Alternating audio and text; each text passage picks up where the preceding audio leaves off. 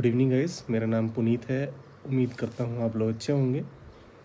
तो आज भी बैक टू बैक हम लोगों ने फिर से डे को प्रॉफिट में क्लोज़ किया है।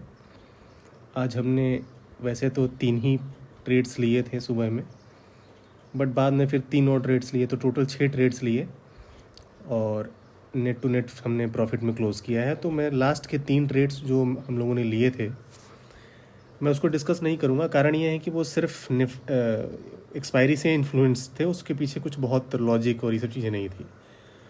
तो जो शुरू के 3 ट्रेड्स थे, आइए उसको डिस्कस करते हैं कि उसके पीछे का लॉजिक क्या था, क्यों उसको हम लोगों ने इनिशिएट किया था। ठीक है, मैंने वो ट्रेड्स क्यों लिए थे मैं वो आपको बताऊंगा अभी। तो देखो, जो पहला ट्रेड था वो मैंने लिया था 22,300 का पुट। तो पहले तो चार्ट को देख लेते हैं कि चार्ट पे हुआ क्या था। देखो, मार्केट में आज मार्केट थोड़ी गैप डाउन खुली। ठीक है, गैप डाउन खुलने के बाद अचानक से एक बहुत अच्छी वाली बाइंग आई। ठीक है, आप ये देख सकते हो 22,226 पे खुल के ये 22,300 तक गई। 75 पॉइंट्स एक ही कैंडल ने क्रिएट तो किया, बट वो अगले ही कैंडल में सेम कैंडल में वो एकदम से सेलिंग आ गई और वो इतनी बड़ी विक बना दिया। ठीक है, अभी देखो ये चीज़ क्या चीज़ को शो करता है, ये सिर्फ यही शो करता है कि जो अपना बायस है ना वो पुट के साइड में हो गया, मतलब कि सेलर्स जो है वो हावी होंगे, ऐसा हमें उम्मीद है। क्यों? क्योंकि प्राइस एक्शन ये चीज़ बता रहा है। प्राइस एक्शन क्या है? तो वो प्राइस एक्शन वो पहले ही कैंडल दिखा रही है कि एक तगड़ी वाली बाइंग आई थी जो कि सेल ऑफ हो गई। तो अभी अपना ट्रेड हम लोग पुट में नहीं लेंगे, लेकिन हमको मतलब हमारा बायस ये बन चुका है कि हम जो ट्रेड होगा हमारा मोस्टली वो पुट में हम खोजेंगे अगर सेटअप बना तो। ठीक है, अभी देखो क्या होगा। फिर अगली कैंडल में मतलब वैसी ही कुछ कंडीशन रही, विक इसमें भी अच्छी खासी है जिसमें सेलिंग शो कर रही है। लेकिन जो थर्ड कैंडल बनी वो एक रेड कैंडल थी, ऊपर विक है, उसके नीचे कोई विक नहीं है, बहुत छोटी सी विक है। ठीक है, तो अभी मैंने आप लोग को बताया था कि इंट्राडे हाई या इंट्राडे लो कैसे पहचानना है। तो हाई के लिए तो मैंने बताया था कि जहाँ से सेलिंग आई वो हाई हो जाएगा। तो सेलिंग तो देखो सबसे पहले तो यहाँ से आई थी, तो मेरे लिए तो हाई ये कंसिडर करूँगा मैं इसको। ठीक है, हमारा पहला हाई तो ये हो गया। दूसरा हाई हमारा ये हो गया। दूसरा हाई इसलिए क्योंकि ये जो विक बनी है वो बहुत ही बड़ी है। मतलब मान लो ये और बड़ी विक होती तो हम मार्केट का वहाँ तक जाने का वेट थोड़ी करते, ट्रेड तो हम और पहले लेते ना। तो इसीलिए जैसे अगर पाथ में ड्रॉ करूँ तो देखो पाथ कुछ ऐसा ड्रॉ होगा। मार्केट इधर खुली, फिर ऊपर उठी, फिर उठ के फिर गिरी। ठीक है, और गिरने के बाद फिर से उठना स्टार्ट हुई। तो अपने लिए देखो इंट्राडे लो तो ये हो गया जो मैंने अभी यहाँ पे मार्क किया है, जो मैंने आप लोग को रूल्स बताया उस हिसाब से। तो इंट्राडे लो ये हुआ और इंट्राडे हाई ये हो गया। लेकिन उसी रूल में मैं थोड़ा सा मॉडिफिकेशन करता हूँ। कारण ये है कि मेरे लिए देखो रूल क्यों बना है वो समझो, लॉजिक उसके पीछे का समझो। उसके पीछे का वही लॉजिक है कि जहाँ से सेलिंग आ रही है वो एक हाई की तरफ वर्क करेगा। तो मैंने इसको हाई कंसिडर किया था और इसी को लो कंसिडर किया था। यहाँ क्यों? क्योंकि यहाँ से बाइंग आई थी, यहाँ से बाइंग आई, यहाँ से सेलिंग आई। तो एक मतलब एक वर्चुअल आप ये कह सकते हो कि इंट्राडे हाई इंट्राडे लो मेरे दिमाग में बन गया। जैसे ही उसने उसको ब्रेक किया, ये वाली कैंडल ने उस इंट्राडे लो के नीचे, अगर आप देखोगे ध्यान से तो इसने क्लोजिंग दी थी। ठीक है, इंट्राडे लो के नीचे इसने क्लोजिंग दी और वहीं पे हमने एक ट्रेड बनाया था, एक शॉर्ट पोजीशन। और वो पोजीशन में एज़ यूजुअल अपना जो एसएल होता है वो 30 पॉइंट का रहता है और जो टारगेट होता है वो 60 पॉइंट का होता है, जो कि 2 कैंडल्स में अचीव हो गया था। अभी देखो 3 इसके पीछे लॉजिक थे। पहला लॉजिक तो वही ब्रेकडाउन वाला था, दूसरा लॉजिक मैंने यहाँ लिखा है, ये ब्रेकडाउन का था कि इसने इंट्राडे लो को ब्रेक किया।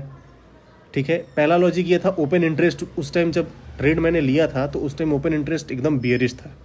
उस टाइम देख के लग रहा था कि कॉलर सेलर्स बहुत ही ज़्यादा हेवी क्वांटिटी में थे। तो ज़्यादा से ज़्यादा यही होता कि एक एसएल हंटिंग होती और फिर मार्केट डाउन ही जाता। ठीक है, एक दिख जाता कि ऊपर जा रहा है लेकिन फिर ये डाउन जाता, वही चीज़ हुआ भी यहाँ पे। और तीसरा देखो बहुत इंपॉर्टेंट कंडीशन है, वो मैं बताऊँगा उस पर प्रीमियम के चार्ट पे। हमने जो प्रीमियम जो मैंने लिया था वो था 22,300 का पुट 101 पे। तो देखो प्रीमियम का चार्ट अगर लगा लेते हैं, 22,300 का पुट, तो देखो ये प्रीमियम का चार्ट है, हमने लगा लिया है। ठीक है, इसमें देखो हमने लिया था 101 पे। ठीक है, इसको बाई किया था 101 पे। अभी भाई एक चीज़ तुम लोग देखो, मैं इसको थोड़ा और जूम आउट करता हूँ। देखो अभी तुमको इस पूरे चार्ट में क्या एकदम डिफरेंट सा दिख रहा है। मुझे जो दिख रहा है सबसे डिफरेंट वो है वॉल्यूम। अभी देखो मतलब सारे इतने छोटे छोटे वॉल्यूम्स, अचानक से एक बड़ी सी वॉल्यूम बनी है। मतलब कि जो पहली ही कैंडल है वो क्या शो कर रही है, मैंने उस ग्राफ में भी दिखाया था आपको कि पहली जो कैंडल थी वो सेल ऑफ को दिखा रही थी, एक बड़ी सी विक बनी हुई है। और देखो कितना बड़ा वॉल्यूम है, मतलब कि बहुत चांसेस हैं कि बिग प्लेयर्स यहाँ पे एंटर किए होंगे। ठीक है, तो एक तीसरा ये कंडीशन था, तीसरा जो लॉजिक था वो वॉल्यूम का ही था। बहुत बड़ी वॉल्यूम थी तो मुझे लगा कि ये दे सकता है, तो मैंने इसको 101 पे बाई किया था। टारगेट 150 लगाया था जो कि 2-3 कैंडल में हिट हो गया। अभी इस पे पछतावा मत करो कि यही वाला जो ये जो ट्रेड था अगर हम छोड़ देते तो ये 342 तक गया था ये। ठीक है, 342 पे ये क्लोज हुआ है। तो ये पछतावा मत किया करो, ऐसे मत सोचा करो। हमेशा ये सोचो कि जो तुम ट्रेड ले रहे हो उसमें तुम्हारा रिस्क रिवॉर्ड 1:2 का होना चाहिए और रिवॉर्ड मिलना चाहिए। सिंपल सी बात है। अगर रिवॉर्ड नहीं मिला तो इसे लेके बाहर आ जाओ। लालच में नहीं आना है। अपने को अपना तो पहले से फिक्स था कि टारगेट यही है। हमें पता नहीं था ना कि ये उतना ऊपर चला जाएगा। हमने तो उस हिसाब से लिया था कि अपने को एक टारगेट मिल जाए, तो हमें टारगेट मिल गया था, हम एग्जिट कर गए थे। तो पहले ट्रेड के पीछे तो ये लॉजिक था। अभी देखो क्या है कि मैंने बताया है कि जैसे इंट्राडे हाई ब्रेक होता है तो मार्केट ऊपर जाती है, इंट्राडे लो ब्रेक होता है तो मार्केट नीचे गई। तो एक चीज़ तो आप समझ रहे हो कि जो हाई और लो है वो जैसे ब्रेकडाउन होगा तो जो पुट का प्रीमियम होगा वो तो हाई हाई क्रिएट करता जाएगा ना। तो अभी देखो अगर मैं इसमें ड्रॉ करूँ प्रीमियम के चार्ट पे हाई, तो हमारे लिए एक हाई ये था। ठीक है, अभी आप देखते जाओ, बहुत सारे मौके थे यहाँ पे ट्रेड करने के। दूसरा हाई हमारे लिए ये था, लेकिन अगली ही कैंडल पे एक और हाई बन गया था, तो दूसरा हाई हमारे लिए ये हो गया। अभी एक देखो, एक हाई हमारे लिए ये भी था। तो अभी अगर स्ट्रेटजी 1 जो सेटअप 1 है अगर उसी को आप अप्लाई करो तो एक तो ट्रेड यहाँ बनता है आपका 140 पे, और ये 194-93 तक चला गया। ठीक है, 50 रुपये इसी ने दे दिए। फिर अगला इसने ब्रेकआउट दिया, इसको क्लोज किया, आपका ट्रेड यहाँ बनता है 258 पे। अभी ये थोड़ा डाउन आया, 210 तक आया, करीब 40 पॉइंट्स का एसएल इसमें रहता, लेकिन ये आपको दे जाता करीब कितना, अभी आप नोटिस करो कितना दे जाता ये। यहाँ पे अगर आप ट्रेड इनिशिएट करते 258 पे तो ये 342 तक गया है। अगर 100 रुपये भी आप टारगेट करते तो 340 कितना था, 250, सॉरी एक मिनट, 247, तो 347 आराम से इसको बुक कर लेते आप। मतलब एक बात कह रहा हूँ, मुझे नहीं लगता कि आप 200 वाला प्रीमियम चूज़ करोगे, और ना ही मैं करूँगा। लेकिन मैं एक चीज़ आपको बस बताने की कोशिश कर रहा हूँ कि जो सेटअप 1 है उसको अगर हम प्रीमियम के चार्ट पे अप्लाई करते तो कुछ ऐसे अप्लाई करते। ठीक है, तो ये रहा पहला ट्रेड। अभी दूसरे ट्रेड में आते हैं कि दूसरा ट्रेड क्या था, मुझे देखना पड़ेगा प्रीमियम क्या था। प्रीमियम जो मैंने लिया था वो था, हाँ देखो, अभी दूसरा जो ट्रेड था जिसमें अपना एसएल गया वो था 22,000 का कॉल। ठीक है, तो 22,000 का कॉल का प्रीमियम लगाते हैं। 22,000 का कॉल ये रहा। अभी देखो भाई इसमें हुआ क्या है, इसमें तो मतलब काफ़ी बढ़िया सेटअप रहा। ठीक है, इसमें देखो क्या हुआ है, इसमें मैंने रूल 2 अप्लाई किया था। जो सेटअप 2 मैंने आप लोगों को बता रखा है कि प्राइस फॉल होना चाहिए। देखो कंटिन्यूसली 270 से 295 से एक कंटिन्यूस फॉल इसमें आया है, और अचानक से एक ग्रीन कैंडल ऐसी बनती है जो पिछले वाली रेड कैंडल के ऊपर क्लोज करती है। ठीक है, अभी अपने को पता था कि अभी देखो कैंडल जब 2 मिनट उसमें बचा था क्लोज होने में, तो ये करीब 145 पे ट्रेड कर रही थी, तभी मैंने इसको बाई किया था। ठीक है, इसको मैंने अपडेट भी किया था आप लोगों को। तो 145 पे हमने इसको बाई किया था। लेकिन अगर आप मान लो 155 पे भी बाई करते और 30 रुपये का अगर टारगेट लेते तो बहुत इजीली अचीवेबल था ये। ठीक है, देखो 20 का अपना एसएल रहेगा, सॉरी 25 का नहीं भाई, 20 का एसएल रहेगा।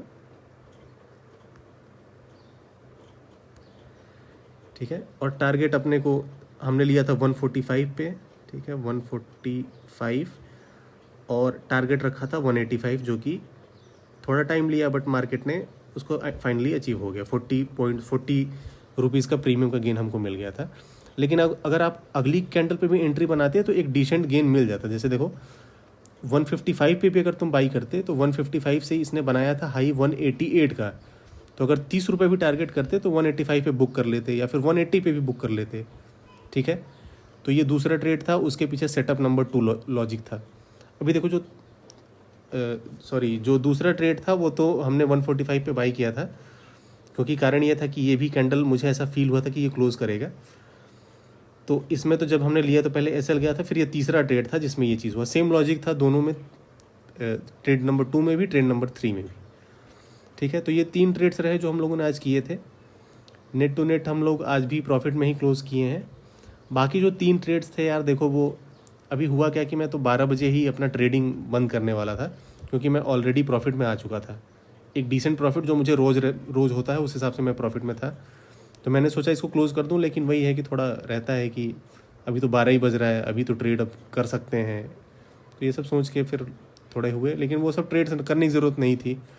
आप प्रॉपर ट्रेड करो, ज़ीरो हीरो इन चीज़ों के चक्कर में ना पड़ो, लॉजिक पकड़ो, बस सीखो प्राइस एक्शन को अच्छे से, क्योंकि अल्टीमेटली तो प्राइस एक्शन ही वर्क करने वाला है। अभी ओपन इंटरेस्ट को थोड़ा सा मतलब वो पढ़ना शुरू करो, लेकिन देखो ओपन इंटरेस्ट क्या है, वो तो हर मिनट चेंज होता रहता है। अभी आधे घंटे पहले डाटा बियरिश रहेगा, लेकिन फिर वो बुलिश हो जाएगा। तो ओपन इंटरेस्ट को मतलब उसी मोमेंट पे अप्लाई करके एक ट्रेड हम लोग ले सकते हैं। ओपन इंटरेस्ट का बस यूज़ अपने ट्रेड के बायस के लिए यूज़ करो कि तुम्हारा बायस क्या है, बाकी तो वो चेंज होता रहता है। रियल चीज़ तो प्राइस एक्शन है, प्राइस ही प्राइस को फॉलो करेगा, वो चेंज नहीं होने वाला है। जो तुम पढ़े हो वो तो मिल जाएगा। ठीक है, तो आज के लिए यही था। Thank you very much, bye bye.